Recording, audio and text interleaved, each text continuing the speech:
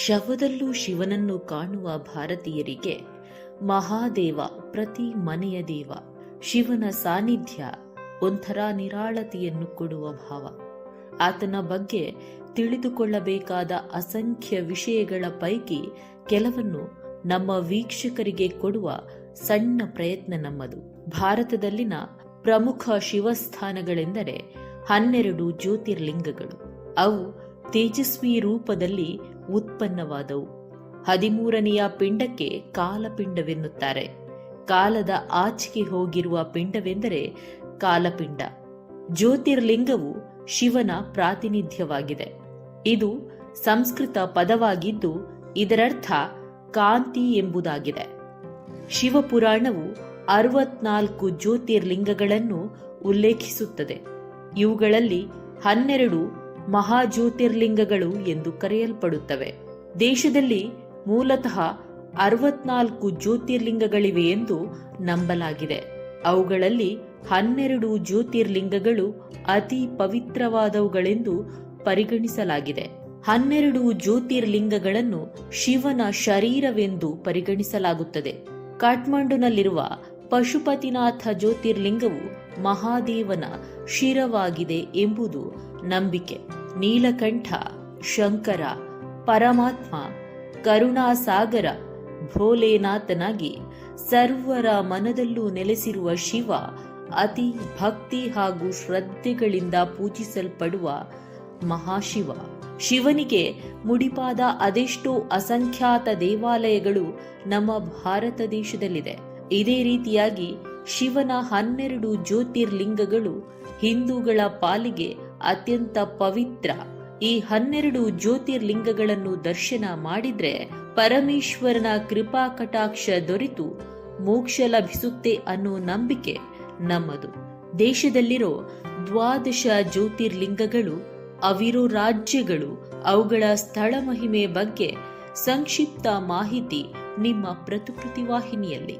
ಮೊದಲಿಗೆ ಸೋಮನಾಥೇಶ್ವರ ದೇವಾಲಯ ಗುಜರಾತ್ ರಾಜ್ಯದ ಸೌರಾಷ್ಟ್ರ ಭಾಗದ ವೇರಾವಳ್ ಪ್ರದೇಶದ ಪ್ರಭಾಸ ಕ್ಷೇತ್ರದಲ್ಲಿ ಸೋಮನಾಥ ಜ್ಯೋತಿರ್ಲಿಂಗವಿದೆ. ಇದನ್ನು ಅನಂತಮಯ ದೇಗುಲವೆಂದು ಬಣ್ಣಿಸಲಾಗಿದೆ. ಈ ದೇವಾಲಯ ಬಹಳ ಪುರಾತನವಾದುದು ಮತ್ತು ಶತಮಾನಗಳ ಇತಿಹಾಸವುಳ್ಳದ್ದು. ಬಹಳ ಶ್ರೀಮಂತವಾದ ದೇಗುಲ ಎಂಬ ಖ್ಯಾತಿ ಕೂಡ ಪಡೆದಿದೆ. ವಿಶಾಲವಾದ ಆವರಣದಲ್ಲಿ 56 ಕಂಬಗಳ ಮೇಲೆ ದೇವಾಲಯದ ರಚನೆಯಾಗಿದೆ. ಇದು ಅದ್ಭುತ ವಾಸ್ತುಶಿಲ್ಪ, ಉತ್ತಮ ಕೆತ್ತನೆಗಳ ಸಂಗಮವಾಗಿದೆ. ಇದು ಹೊಸದಾಗಿ ನಿರ್ಮಿಸಿದ ಅಥವಾ ಜೀರ್ಣೋದ್ಧಾರ ಮಾಡಿದ ದೇವಾಲಯ. ಪ್ರಾಚೀನ ದೇವಾಲಯದ ಕಂಬಗಳ ಮೇಲೆ ಮುತ್ತು ರತ್ನಗಳನ್ನು ಕೂರಿಸಿದ್ದರು. ಇಡೀ ಮಂದಿರ ಬೆಳ್ಳಿ ಬಂಗಾರದಿಂದ ಶೋಭಿಸುತ್ತಿತ್ತು. ಬಂಗಾರದ ಕಳಸವಿತ್ತು ಎಂದು ಹೇಳುತ್ತಾರೆ. ಆದರೆ ಈ ದೇವಾಲಯದ ಮೇಲೆ ಅನೇಕ ಬಾರಿ ಅನ್ಯಮತೀಯರ ದಾಳಿ ನಡೆದು ಆ ಐಶ್ವರ್ಯವನ್ನೆಲ್ಲ ಕೊಳ್ಳೆ ಹೊಡೆದಿದ್ದಾರೆಂದು ಇತಿಹಾಸ ಹೇಳುತ್ತದೆ. ಆದರೆ ದಾಳಿಯ ಬಳಿಕ ಸೋಮನಾಥ ದೇವಾಲಯವನ್ನು ಪುನರ್ ನಿರ್ಮಾಣ ಮಾಡಲಾಯಿತು ಎನ್ನುತ್ತದೆ ಇತಿಹಾಸ. ಇಲ್ಲಿನ ಸ್ಥಳ ಪುರಾಣವನ್ನು ನೋಡುವುದಾದರೆ ಬ್ರಹ್ಮ, ವಿಷ್ಣು, ಮಹೇಶ್ವರರಲ್ಲಿ ಶ್ರೇಷ್ಠರಾರು ಎಂಬ ಚರ್ಚೆ ನಡೆದಾಗ ಶಿವನು 3 ಜ್ಯೋತಿಗಳ ಕಂಬಗಳನ್ನು ಸೃಷ್ಟಿಸಿದನು. ವಿಷ್ಣು ಮತ್ತು ಬ್ರಹ್ಮರಿಗೆ ಅದರ ಮೇಲಿನ ಮತ್ತು ಕೆಳ ತುದಿಗಳನ್ನು ಕಂಡುಹಿಡಿಯಲು ಸೂಚಿಸಿದನು. ವಿಷ್ಣುವು ಅದರ 2 ತುದಿಗಳನ್ನು ಕಂಡುಹಿಡಿಯಲಾಗದೆ ಹಿಂತಿರುಗಿದ. ಆದರೆ ಬ್ರಹ್ಮನು ತಾನು ನೋಡಿರುವುದಾಗಿ ಸುಳ್ಳು ಹೇಳಿದ. ಆದರೆ ಸತ್ಯ ಹೇಳಿದ ವಿಷ್ಣುವೇ ಪೂಜೆಗೆ ಅರ್ಹ ಎಂದು ಹೇಳಿದನು. ಆ ಜ್ಯೋತಿಯೇ ಈ ಜ್ಯೋತಿರ್ಲಿಂಗ ಎಂದು ನಂಬಲಾಗಿದೆ. ಎರಡನೆಯದಾಗಿ ಮಧ್ಯಪ್ರದೇಶದ ಉಜ್ಜಯಿನಿ ಮಹಾಕಾಳೇಶ್ವರ. ಮಧ್ಯಪ್ರದೇಶದ ಪುರಾತನ ಹಾಗೂ ಪವಿತ್ರ ನಗರವಾದ ಉಜ್ಜಯಿನಿಯಲ್ಲಿ ಮಹಾಕಾಳೇಶ್ವರ ಜ್ಯೋತಿರ್ಲಿಂಗವಿದೆ. ಸ್ವಯಂಭೂ ಲಿಂಗ ರೂಪದ ಮಹಾಕಾಳೇಶ್ವರ ದೇವಸ್ಥಾನವು ರುದ್ರಸಾಗರ ಕೆರೆಯ ತಟದಲ್ಲಿದೆ. ಶ್ರೀ ಮಹಾಕಾಳೇಶ್ವರ ಜ್ಯೋತಿರ್ಲಿಂಗ ದೇವಾಲಯವು ವಿಶಾಲವಾದ ಆವರಣದಲ್ಲಿದೆ. ಅದಕ್ಕೆ ಬಹಳ ಎತ್ತರವಾದ ದೊಡ್ಡ ಗೋಪುರವಿದೆ. ಶ್ರೀ ಮಹಾಕಾಳೇಶ್ವರ ಜ್ಯೋತಿರ್ಲಿಂಗ ದರ್ಶನಕ್ಕೆ ಉದ್ದನೆಯ ಕ್ಯೂ ನಿಂತಿರುತ್ತದೆ. ಮಂದಿರದ ಮಧ್ಯದಲ್ಲಿ ಸುಂದರವಾದ ಕೊಳವಿದೆ. ನೀರಿನ ಕಾರಂಜಿ ಮನಸ್ಸಿಗೆ ಆನಂದವನ್ನೀಯುವಂತಿದೆ. ಇದರ ಸ್ಥಳ ಪುರಾಣವನ್ನು ನೋಡುವುದಾದ್ರೆ ಶ್ರೀ ಮಹಾಕಾಳೇಶ್ವರ ಜ್ಯೋತಿರ್ಲಿಂಗವು ಚಿಕ್ಕದಾಗಿದೆ. ಸ್ವತಃ ಅಭಿಷೇಕ ಮಾಡಿ ಪೂಜೆ ಮಾಡಬಹುದು. ಶಿವಲಿಂಗವನ್ನು ಸ್ಪರ್ಶಿಸಿ ಪುಣ್ಯವನ್ನು ಪಡೆಯಬಹುದು. ಸಾಲು ಇರುವುದರಿಂದ ಹೆಚ್ಚು ಹೊತ್ತು ನಿಲ್ಲಲು ಅವಕಾಶವಿರುವಂತಿಲ್ಲ. ವಿಶೇಷವೆಂದರೆ ಇಲ್ಲಿ 2 ನಂದಾದೀಪಗಳು ನಿರಂತರವಾಗಿ ಉರಿಯುತ್ತಾ ಬಂದಿದೆ ಎನ್ನಲಾಗುತ್ತಿದೆ. ಈ ದೇವಸ್ಥಾನಕ್ಕೆ ಪೊಲೀಸರ ಬಲವಾದ ಕಾವಲಿದೆ. ಮಂದಿರದ ಮೇಲ್ಭಾಗದಲ್ಲಿ ನಾಗಮಂದಿರವಿದೆ. 100 ಕಿಲೋಗ್ರಾಂ ಬೆಳ್ಳಿಯಿಂದ ಮಾಡಿದ ರುದ್ರ ಯಂತ್ರವಿದೆ. 3ನೆಯ ಸ್ಥಳ ಕೇದಾರನಾಥ.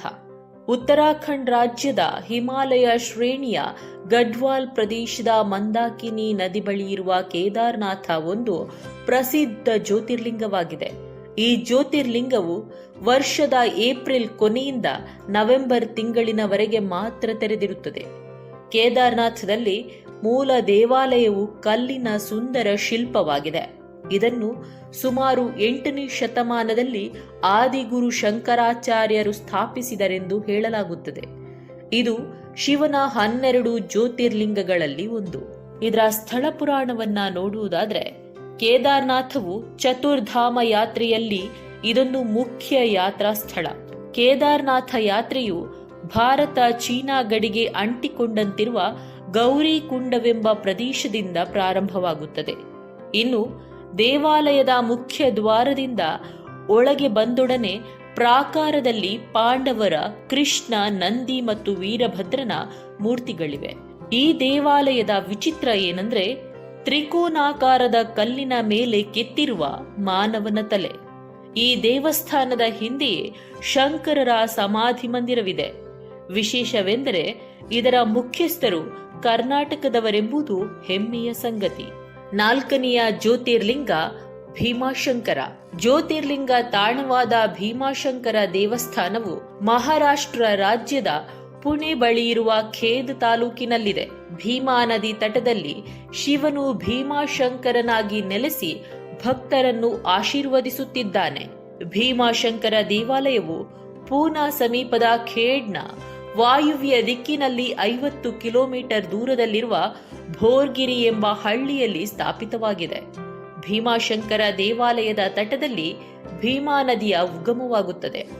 ಇದರ ಸ್ಥಳ ಪುರಾಣವನ್ನು ನೋಡೋದಾದ್ರೆ ಭೀಮಾಶಂಕರವು ತ್ರಿಪುರಾಸುರನನ್ನು ಸಂಹಾರ ಮಾಡಿದ ಸ್ಥಳವಾಗಿದೆ. ಛತ್ರಪತಿ ಶಿವಾಜಿ ಮಹಾರಾಜ ಮತ್ತು ಆತನ ಮಗ ಈ ಜ್ಯೋತಿರ್ಲಿಂಗ ದರ್ಶನ ಮಾಡುತ್ತಿದ್ದರು. ದಶಾವತಾರದ ಮೂರ್ತಿಗಳು, ಸುಂದರ ಕೆತ್ತನೆಯ ಶಿಲ್ಪಕಲೆಯನ್ನು ಕಾಣಬಹುದು. ಇನ್ನು ಮಂದಿರದ ಹತ್ತಿರವೇ ಶನಿದೇವರ ಮಂದಿರದಲ್ಲಿ 5 ಮಣಭಾರದ ಮಹಾದ್ಭುತ ಗಂಟೆಯೊಂದು ಕ್ರಿಸ್ತಶಕ 1721 ಎಂದು ಇಸವಿಯನ್ನ ಕೆತ್ತಲಾಗಿದೆ. ಇಲ್ಲಿ ಪ್ರಕೃತಿ ಸೌಂದರ್ಯವ ಸವಿದು ಪರಶಿವನ ಅಡಿಗಳಿಗೆ ವಂದಿಸುವುದು ಮಹಾ ಆನಂದದಾಯಕ. 3000 ಅಡಿಗಳ ಎತ್ತರದಿಂದ ಕೊಂಕಣ ತೀರವನ್ನು ವೀಕ್ಷಿಸುವುದೇ ರೋಮಾಂಚಕ ಅನುಭವ. 5ನೆಯ ಜ್ಯೋತಿರ್ಲಿಂಗ ಕಾಶಿ ವಿಶ್ವನಾಥ. ಉತ್ತರ ಪ್ರದೇಶದ ವಾರಣಾಸಿ ಅಥವಾ ಕಾಶಿಯಲ್ಲಿ ಶಿವನು ವಿಶ್ವನಾಥನಾಗಿ ಭಕ್ತರನ್ನು ಹರಸುತ್ತಿದ್ದಾನೆ. ಇದೊಂದು ಬಹುಪ್ರಖ್ಯಾತ ಹಿಂದೂ ಧಾರ್ಮಿಕ ಯಾತ್ರಾ ಕೇಂದ್ರವಾಗಿದೆ. ದಕ್ಷಿಣ ಮದುರೈನ ರಾಜ ಹರಿಕೇಸರಿ ಪರಕ್ಕಿರಂ ಪಾಂಡ್ಯನ್ ಕಾಶಿಯಿಂದ ಒಂದು ಶಿವಲಿಂಗವನ್ನು ತಂದು ತನ್ನ ರಾಜ್ಯದಲ್ಲಿ ಪ್ರತಿಷ್ಠಾಪಿಸಿದನು.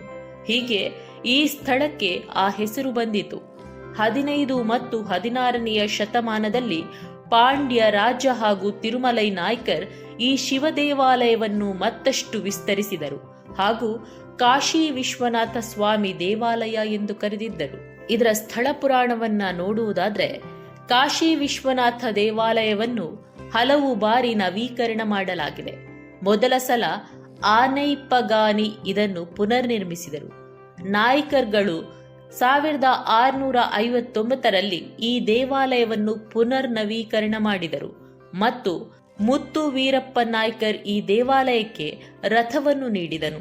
ಇದನ್ನು ಈಗಲೂ ಉತ್ಸವದ ಸಮಯದಲ್ಲಿ ಬಳಸಲಾಗುತ್ತದೆ. 6ನೆಯದಾಗಿ ತ್ರಯಂಬಕೇಶ್ವರ.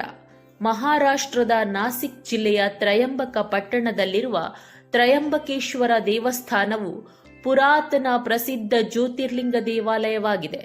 ನಾಸಿಕ್ ಪಟ್ಟಣದಿಂದ 28 ಕಿಲೋಮೀಟರ್ ದೂರದಲ್ಲಿರುವ ತ್ರಯಂಬಕೇಶ್ವರವು ಭಾರತದ ಅತಿ ಉದ್ದನೆಯ ನದಿಯಾದ ಗೋದಾವರಿ ನದಿ ಮೂಲದ ಸಮೀಪಸ್ಥಿತವಿದೆ.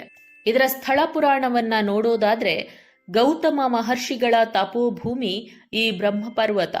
ಪತ್ನಿ ಅಹಲ್ಯೆಯೊಡನೆ ತಪಸ್ಸು ಮಾಡಿ ವರುಣನು ಪ್ರತ್ಯಕ್ಷವಾಗುವಂತೆ ಮಾಡಿದ ಪುಣ್ಯ ಸ್ಥಳ. ಇದನ್ನು ಗೌತಮಿ ತಟ ಎಂದು ಕರೆದು ಭಗವಾನ್ ಶಂಕರನು ಜ್ಯೋತಿರ್ಲಿಂಗ ರೂಪದಲ್ಲಿದ್ದಾನೆ. ಇಲ್ಲಿಯ ವಿಶೇಷವೆಂದರೆ ಲಿಂಗದಲ್ಲಿ ಜಲಹರಿ ಇಲ್ಲ, ಬದಲಿಗೆ ಒರಳಿನಾಕಾರದ ಗುಳಿ ಇದ್ದು ಇದರಲ್ಲಿ 3 ಲಿಂಗಗಳಿವೆ. ಈ 3 ಲಿಂಗಗಳು ಬ್ರಹ್ಮ, ವಿಷ್ಣು, ಮಹೇಶ್ವರರ ಸಂಕೇತವಾಗಿದೆ.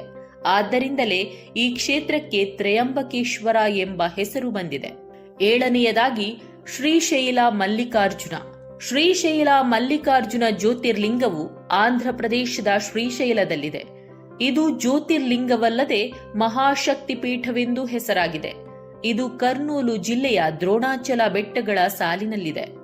ಜ್ಯೋತಿರ್ಲಿಂಗದ ಪಕ್ಕದಲ್ಲೇ ಕೃಷ್ಣಾ ನದಿ ಹರಿಯುತ್ತದೆ. ಇದು ಶೈವರಿಗೂ ಕನ್ನಡ ನಾಡಿನ ವೀರಶೈವರಿಗೂ ಮುಖ್ಯ ಯಾತ್ರಾ ಸ್ಥಳವಾಗಿದೆ. ಇಲ್ಲಿನ ಸ್ಥಳ ಪುರಾಣವನ್ನು ಕೇಳೋದಾದ್ರೆ, ಕನ್ನಡ ನಾಡಿನ ಶಿವಭಕ್ತೆಯೂ ಶರಣಿಯೂ ಆದ ಅಕ್ಕ ಮಹಾದೇವಿ ಸರ್ವಸಂಗ ಪರಿತ್ಯಾಗಳಾಗಿ ಚೆನ್ನಮಲ್ಲಿಕಾರ್ಜುನನನ್ನೇ ತನ್ನ ಪತಿಯೆಂದು ಅವನನ್ನು ಅರಸುತ್ತಾ ಶ್ರೀಶೈಲಕ್ಕೆ ಬಂದು ಅಲ್ಲಿನ ಕದಳಿ ವನದಲ್ಲಿ ಶಿವನಲ್ಲಿ ಐಕ್ಯಳಾದಳು ಎನ್ನುತ್ತದೆ ಇತಿಹಾಸ. ವಿಶೇಷವೆಂದರೆ ಶ್ರೀಶೈಲ ಮಲ್ಲಿಕಾರ್ಜುನನ ಕ್ಷೇತ್ರದ ಪಕ್ಕದಲ್ಲೇ ಶರಣಶ್ರೇಷ್ಠರಾದ ಅಲಮ ಪ್ರಭುಗಳೂ ಇದ್ದರು ಎನ್ನಲಾಗುತ್ತದೆ. 8ನೆಯ ಸ್ಥಳ ವೈದ್ಯನಾಥೇಶ್ವರ.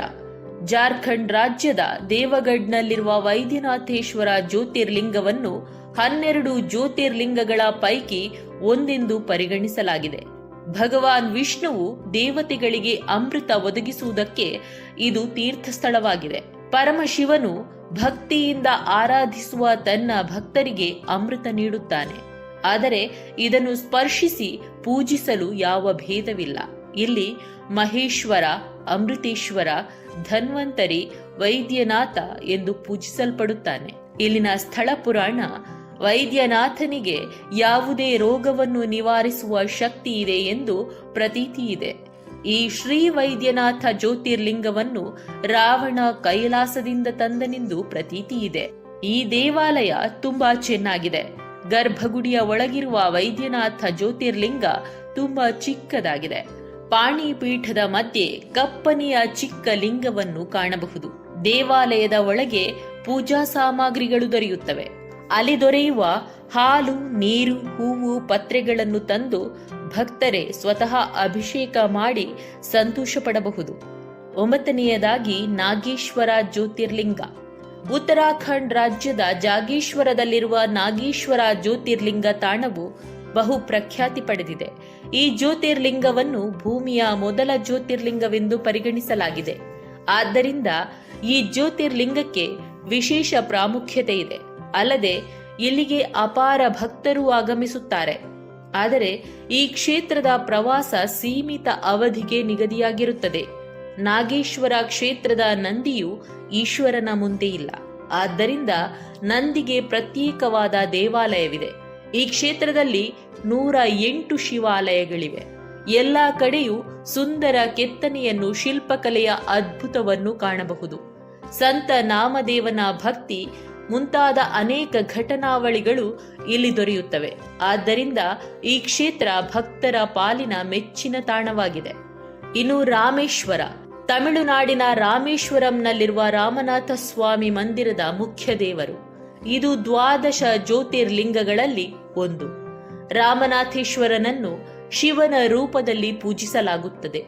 ರಾಮೇಶ್ವರಂನ ರಾಮನಾಥೇಶ್ವರ ಮತ್ತು ಕಾಶಿಯ ವಿಶ್ವನಾಥರನ್ನು ಜೀವನದಲ್ಲಿ ಒಮ್ಮೆಯಾದರೂ ದರ್ಶನ ಮಾಡಬೇಕೆಂದು ಹೇಳಲಾಗುತ್ತದೆ. ಆದ್ದರಿಂದ ಇವೆರಡೂ ಹಿಂದೂಗಳಿಗೆ ಅತಿ ಪವಿತ್ರ ಸ್ಥಳಗಳು. ಇಲ್ಲಿನ ಸ್ಥಳ ಪುರಾಣವನ್ನು ನೋಡೋದಾದ್ರೆ, ರಾಮನಾಥೇಶ್ವರ ಮಂದಿರವನ್ನು ಪಾಂಡ್ಯ ರಾಜರು ನಿರ್ಮಿಸಿದರೆನ್ನುತ್ತಾರೆ. ಸೇತುಪತಿ ಸಾಮ್ರಾಜ್ಯದ ರಾಜರ ಮಂದಿರದ ಸೇವೆಯನ್ನು ಕೂಡ ತುಂಬಾ ಶ್ರದ್ಧೆಯಿಂದ ಮಾಡಿದರೆನ್ನುತ್ತಾರೆ. ರಾಮೇಶ್ವರ ದೇವಾಲಯವು ಭಾರತದಲ್ಲಿಯೇ ಅತಿ ದೊಡ್ಡ ದೇವಾಲಯವೆಂದು ಹೆಸರು ಪಡೆದಿದೆ. ಹೊರ ಪ್ರಕಾರದಲ್ಲಿ 1000 ಕಂಬಗಳಿವೆ. ಅಪೂರ್ವ ಕೆತ್ತನೆಯ ಭವ್ಯ ಕಂಬಗಳಿರುವ ಪ್ರಾಕಾರ ನೋಡಲು ಬಹಳ ಚೆನ್ನಾಗಿದೆ. ದೇವಾಲಯದ ಹೊರ ಮತ್ತು ಒಳ ಆವರಣದಲ್ಲಿ 24 ತೀರ್ಥಗಳಿವೆ. 11ನೆಯ ಸ್ಥಳ ಓಂಕಾರೇಶ್ವರ. ಓಂಕಾರೇಶ್ವರ ಶಿವನ ದೇವಸ್ಥಾನವು ಮಧ್ಯಪ್ರದೇಶದ ಖಾಂಡ್ವಾ ಜಿಲ್ಲೆಯಲ್ಲಿ ಹರಿದಿರುವ ನರ್ಮದಾ ನದಿಯ ಮೇಲಿನ ಶಿವಪುರಿ ಅಥವಾ ಮಂಡತ ದ್ವೀಪದಲ್ಲಿ ಸ್ಥಿತವಿದೆ. ಈ ದ್ವೀಪವು ಹಿಂದೂಗಳ ಪವಿತ್ರ ಸಂಕೇತವಾದ ಓಂ ಆಕಾರದಲ್ಲಿರುವುದರಿಂದ ಓಂಕಾರೇಶ್ವರ ಎಂದು ಹೆಸರು ಬಂದಿದೆ. ಇದರ ಸ್ಥಳ ಪುರಾಣ: ಮಂಡತ ದ್ವೀಪದಲ್ಲಿ 2 ದೇವಸ್ಥಾನಗಳಿದ್ದು ಅವುಗಳ ಪ್ರಣವನಾದ ಓಂಕಾರೇಶ್ವರ ದೇವಸ್ಥಾನ ಹಾಗೂ ಚಿರಾಯು ಅಥವಾ ಅಮರನಾದ ಅಮರೇಶ್ವರ ದೇವಸ್ಥಾನಗಳೆಂದು ಖ್ಯಾತಿ ಪಡೆದಿದೆ. ದಂತಕಥೆಯ ಪ್ರಕಾರ ಇಲ್ಲಿನ ಶಿವಲಿಂಗವನ್ನು 2 ಭಾಗಗಳನ್ನಾಗಿ ಮಾಡಿ ಒಂದು ಓಂಕಾರೇಶ್ವರನಾಗಿಯೂ ಇನ್ನೊಂದು ಮಾಮಲೇಶ್ವರ ಅಥವಾ ಅಮರೇಶ್ವರನಾಗಿಯೂ ಸ್ಥಾಪಿಸಲಾಗಿದೆ ಎಂದು ಪ್ರತೀತಿ ಇದೆ. 12ನೆಯ ಜ್ಯೋತಿರ್ಲಿಂಗ ಘೃಗ್ನೇಶ್ವರ. ರಾಜಸ್ಥಾನ ರಾಜ್ಯದ ರಾಜಧಾನಿ ಜೈಪುರ್ ನಗರದಿಂದ 100 ಕಿಲೋಮೀಟರ್ ದೂರವಿರುವ ಶಿವಾರ್ ಎಂಬಲ್ಲಿ ಈ ಜ್ಯೋತಿರ್ಲಿಂಗ ದೇವಸ್ಥಾನವಿದೆ. ಇದನ್ನು ಕೊನೆಯ ಅಥವಾ 12ನೆಯ ಜ್ಯೋತಿರ್ಲಿಂಗವೆಂದು ಪರಿಗಣಿಸಲಾಗಿದೆ. ಅಲ್ಲದೆ ಘೃಗ್ನೇಶ್ವರ ಕ್ಷೇತ್ರಕ್ಕೆ ಅಪಾರ ಭಕ್ತರು ಆಗಮಿಸುತ್ತಾರೆ. ಅಲ್ಲದೆ ಇಲ್ಲಿಗೆ ವರ್ಷದ ಯಾವುದೇ ಸಮಯದಲ್ಲಾದರೂ ಭೇಟಿ ನೀಡಲು ಅವಕಾಶವಿದೆ. ಇದರ ಸ್ಥಳ ಪುರಾಣವನ್ನು ಕೇಳುವುದಾದರೆ, ಘೃಗ್ನೇಶ್ವರ ಕ್ಷೇತ್ರದಲ್ಲಿ ಶಿವ ಪಾರ್ವತಿಯರು ಜೊತೆಯಾಗಿ ಪೂಜೆಗೊಳ್ಳುತ್ತಾರೆ. ಏಲ ಗಂಗಾ ನದಿ ಎಂಬಲ್ಲಿ ಹರಿಯುತ್ತದೆ. ಇನ್ನು ಭವ್ಯ ದೇವಾಲಯಕ್ಕೆ ಚಿನ್ನದ ಶಿಖರವಿದೆ. ಸುಂದರ ಕೆತ್ತನೆಯ 24 ಕಂಬಗಳ ಸಭಾಮಂಟಪಕ್ಕೆ ಅತ್ಯಂತ ಸುಂದರ ಕುಸುರಿ ಕೆಲಸ ಮಾಡಲಾಗಿದೆ. 21 ಗಣೇಶನ ಮೂರ್ತಿ, 1 ಲಕ್ಷ ವಿನಾಯಕ ಮೂರ್ತಿ ಇದೆ. ಆದ್ದರಿಂದ ಇದು ಭಕ್ತರ ಪಾಲಿನ ಪ್ರಮುಖ ಸ್ಥಳವಲ್ಲದೆ ಮತ್ತೇನು? ಭಾರತೀಯರಿಗೂ ದೇವರಿಗೂ ಅವಿನಾಭಾವ ಸಂಬಂಧ. ಅದರಲ್ಲೂ ಜ್ಯೋತಿರ್ಲಿಂಗಗಳು ಭಾರತೀಯರ ಜೀವನದಲ್ಲಿ ಪ್ರಮುಖ ಸ್ಥಾನ ಪಡೆದಿವೆ. ಆದ್ದರಿಂದ ಜ್ಯೋತಿರ್ಲಿಂಗ ದರ್ಶನ ಹಿಂದೂಗಳ ಪಾಲಿಗೆ ಬಹುಮುಖ್ಯ ಎಂಬ ಪ್ರತೀತಿ ಇದೆ.